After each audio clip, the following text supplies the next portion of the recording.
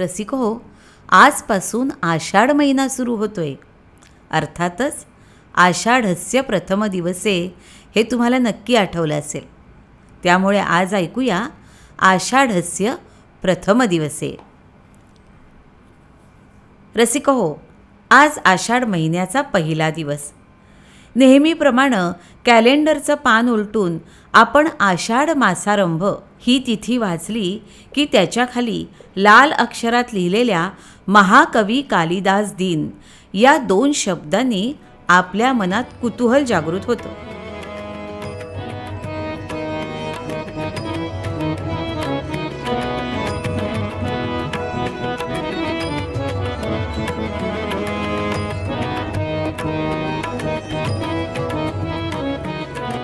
महाकवी कालिदास दिनाची अशा रीतीनं आठवण झाली की कवी कुलगुरू कालिदासांच्या मेघदूतामधल्या आषाढस्य प्रथम दिवसे मेघमाश्लिष्ट सानू वप्रक्रीडा परिणत गजाः प्रेक्षणीयम ददर्श या अमर पंक्ती ओठावर खेळू लागतात.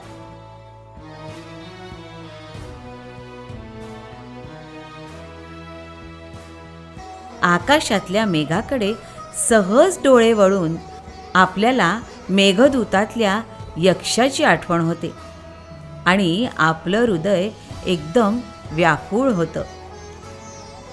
संस्कृत भाषा ही तर देवांची भाषा. इतकी समृद्ध आणि सुंदर भाषा जगात दुसरी कोणतीही नसेल. पण या देवभाषेचं नंदनवन या पृथ्वीतलावर जर साक्षात कुणी निर्माण केलं असेल तर ते कालिदासानं. कालिदास हा भारताचा एकमेव सर्वश्रेष्ठ असा महाकवी समजला जातो. रामगिरी पर्वतावरच्या एका शापित यक्षाची विरहव्यथा कालिदासाला कैलास पर्वतावरील त्याच्या प्रेयसीपर्यंत पोहोचवायची आहे. प्रेयसी अलकापुरीमध्ये स्थित आहे. आता हे काम कुणाला सांगावं? उत्तम संदेश वहनाचं काम कोण करेल? तर भाराहूनही वाहणारा जलधारांचा स्रोत असणारा घन आपलं नाजूकसं भावपूर्ण काम अतिशय विश्वासानं करू शकेल असं कवी कालिदासाला पटलं. दूत म्हणून मेघाची नियुक्ती झाली. मेघाची प्रांजळता असोशी यांची पारख झाली. कारण मेघाची कामगिरी अत्यंत मौल्यवान अशा भावभावनांचे वहन करण्याची होती. मग यक्षानं त्याच्या अंतःकरणातील उलघाल, विरह व्याकुळ हृदयाची व्यथा, मनाची झालेली उदासीनता सार त्या मेघापाशी कथन केलं. निरतिशय प्रेमाचं चित्रण, प्रियतमेच्या सहवासातले अनमोल क्षण, शृंगारातील मोहकथा कालिदासानं अत्यंत नजाकतीनं रेखाटली आहे. निसर्गप्रेमी कालिदास मेघाच्या मार्गावरचा मार्गदर्शकही झालाय. रामगिरीपासूनच्या नद्या, पर्वत आणि भूप्रदेशांचं हुबेहूब अचूक वर्णन त्यानं त्या घनाला ऐकवलंय. अगदी पशुपक्षी ज्ञानासहित. अहो, आजच्या सॅटेलाईटच्या नेमकेपणानं अधिक रसिकता आणि संवेदनशीलता होतीच. मनदर्पण होऊन स्वतःची कामगिरी चोख पार पाडणारा गुप्त काळातील मेघ अजरामर झाला आणि मेघदूत जन्माला आलो. अलौकिक प्रतिभा, तरल कल्पनाशक्ती, सूक्ष्म निरीक्षण, भौगोलिकतेची परिपूर्ण जाण असलेला कवी कालिदास श्रेष्ठ ठरला.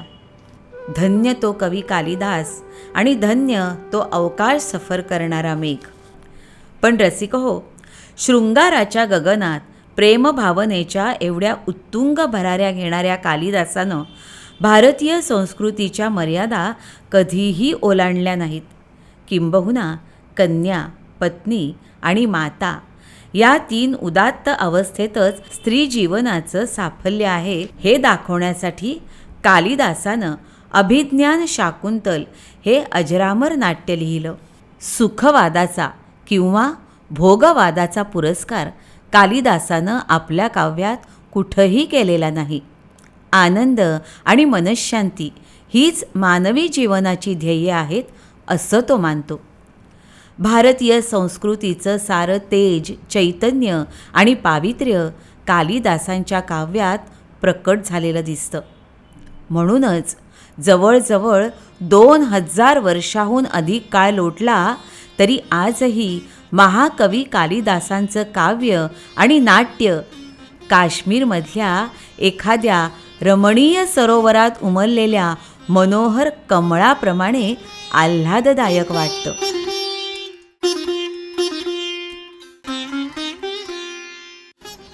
भारतीय संस्कृतीमध्ये जे जे सत्य, शिव आणि सुंदर आहे त्या सर्वांचा अद्भुतरम्य समन्वय कालिदासांच्या वाङ्मयात झालाय.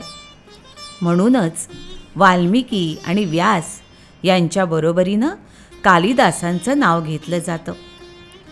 प्राचीन भारतीय संस्कृतीची 3 विविध रूपं या 3 महाकवींनी प्रकट केली आहेत. भारताचं नैतिक सामर्थ्य रामायणात आढळतं, तर महाभारतात भारताच्या बौद्धिक बलाचा परमोत्कर्ष दृष्टीस पडतो. आणि कालिदासांच्या वाङ्मयात भारतीय जीवनातील सौंदर्याच्या विविध विलासांचा साक्षात्कार घडतो.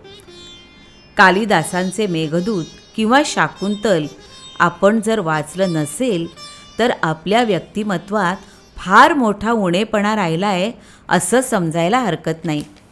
भारतीय जीवनात कालिदासांचं स्थान ध्रुवाप्रमाणे आढळ आहे. भाषेची पार्वती नि अर्थाचा परमेश्वर यांचा समन्वय झाल्या वाचून चिरंतर साहित्यमुळे निर्माणच होणार नाही असं कालिदास म्हणतात. म्हणून त्या पार्वती परमेश्वराला आजच्या महाकवी कालिदास दिनाच्या दिवशी वंदन करून त्यांची ही साहित्य संपदा पुढच्या पिढीला समजावून देऊन हे त्यांचे स्मरण आजच्या दिवशी वागर्थाविव संपृक्तौ वागर्थ प्रतिपत्तये वागर्थाविव संपृक्तौ वागर्थ प्रतिपत्तये जगतः पितरी वंदे पार्वती परमेश्वरौ पार्वती परमेश्वरौ. कालिदास कविराज रचित हे कालिदास कविराज रचित हे गानी शाकुंतल रचितो गानी शाकुंतल रचितो जाणून